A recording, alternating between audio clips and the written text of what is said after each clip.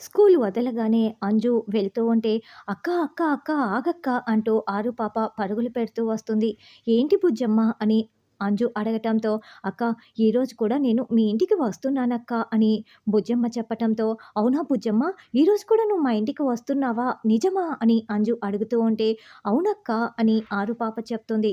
అప్పుడే అమర్ కారులో వచ్చి, "రా అంజు వెళ్దామని" చెప్తూ ఉంటే, "డాడ్, ఈరోజు కూడా బుజ్జమ్మ మన ఇంటికి వస్తుందంట" అని అంజు చెప్పటంతో, "అవునా బుజ్జమ్మ, నిజమా? నువ్వు మా ఇంటికి ఏ రోజు కూడా వస్తున్నావా?" అని అమర్ సంతోషంగా అడుగుతూ ఉంటే, "అవును సార్" అని ఆరు పాప చెప్తుంది.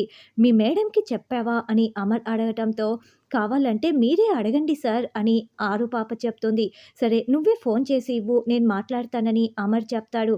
ఇక ఆరు పాపకి అమర్ తన ఫోన్ ఇవ్వటంతో వెంటనే డయల్ చేస్తూ ఉంటుంది. అలా రింగ్ అవుతూ ఉంటే అమర్ ఫోన్ని చేతిలోకి తీసుకొని ఎప్పుడెప్పుడు లిఫ్ట్ చేస్తారా అని వెయిట్ చేస్తూ ఉంటారు.